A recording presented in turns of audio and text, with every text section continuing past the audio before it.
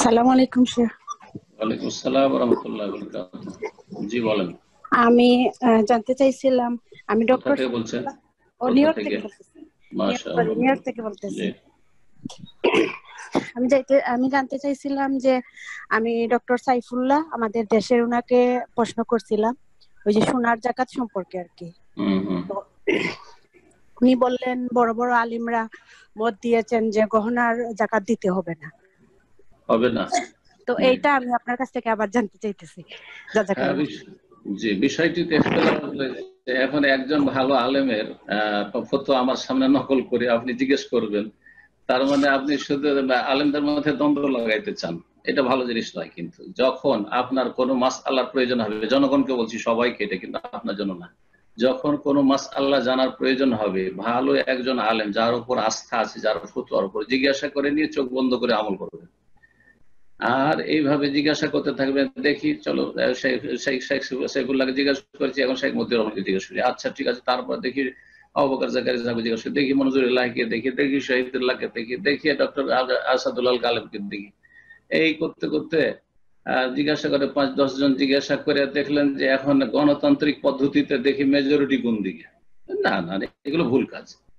হাস্যকর বিষয়, আমাদের এক ভাই, চিনি ওকে, সে একটা মাসালা 6 জন আলেমকে জিজ্ঞেস করেছে, পরে জানতে পারলাম 6 জন। আমি জানলে তো সাথে সাথে ওখানে ওকে ধমক দিতাম, কিন্তু পরে শুনলাম যে ওই 6 জনকে জিজ্ঞাসা করেছে, শুধু বুঝে দেখছে ইখতিলাফ মাসালা তো কে কি বলে দেখি, কে কি বলে দেখি। এটা ভালো তরিকা নয়।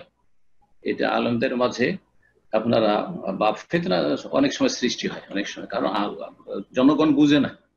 জনগণ বুঝে না যে ইজতিহাদি ফতোয়া তো আবু হানিফা, শাফি, মালিক, আহমদে ইখতিলাফ আছে, তো আমার আর ডক্টর সাইফুল্লাহতে ইখতিলাফ হলো তো এমন বা কি হইতেই পারে। আপনাদেরকে বলি যে এই অলংকারের গয়না, স্বর্ণ নাই, স্বর্ণ দুই রকম, একটা হচ্ছে এমনি স্বর্ণ আর একটা হচ্ছে অলংকারের আকারে। অলংকার যেটা ব্যবহৃত অলংকার, তাতে জাকাত আছে কি না এই বিষয়ে ফুকাহায়ে কেরামদের ইখতিলাফ হয়েছে। হাম্বলি মযহাবে তাতে জাকাত নেই, বাকি হানাফি মযহাবে, শাফি মযহাবে, অন্যান্য মযহাবে জাকাত আছে। আমাদের অধিকাংশ আহলে হাদিস সালাফি উলামারা বলছেন যে জাকাত আছে।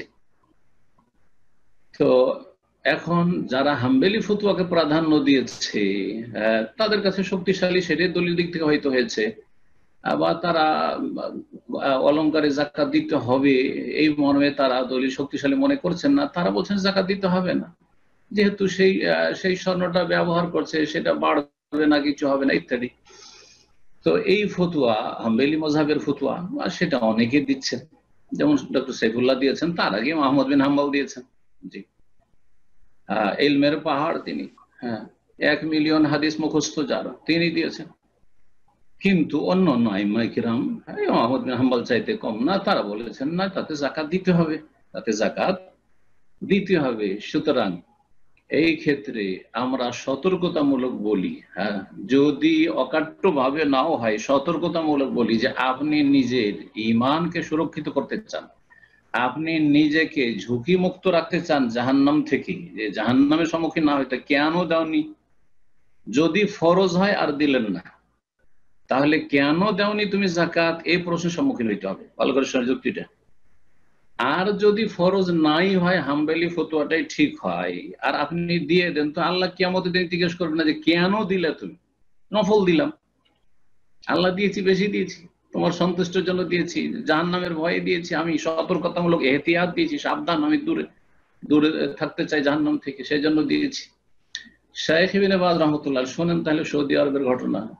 এর আগের যে মুফতি ছিলেন এবং পৃথিবীর সবচেয়ে বড় আলেম বিংশ শতাব্দীতে, 3 জন তার সবচেয়ে বড়, শাইখ ইবনে বাজ রাহমাতুল্লাহ আলাইহি, তিনি বলতেন, তাকে যখন জিজ্ঞাসা করা হইতো, সৌদি আরবের গ্রান্ড মুফতি তিনি, মদিনা ইউনিভার্সিটি তিনি দ্বিতীয়, তিনি ভাইস চ্যান্সেলর, তাকে যখন জিজ্ঞাসা করা হইতো যে গয়নাতে জাকাত আছে, তিনি বলতেন হ্যাঁ জাকাত আছে, জাকাত দিতে হবে, জাকাত ফরজ।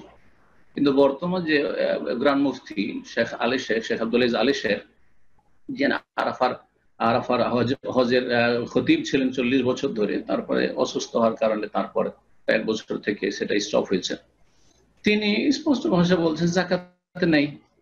তার আগের মুফতি, তার চেয়ে বড় আলেম, তিনি বলছেন জাকাত আছে, এখন যাবেন কোন দিকে? এখন আমি বলবো জাকাত দিতে হবে। সতর্কতা এটি আছে এবং আপনার এতে নিরাপত্তা আছে।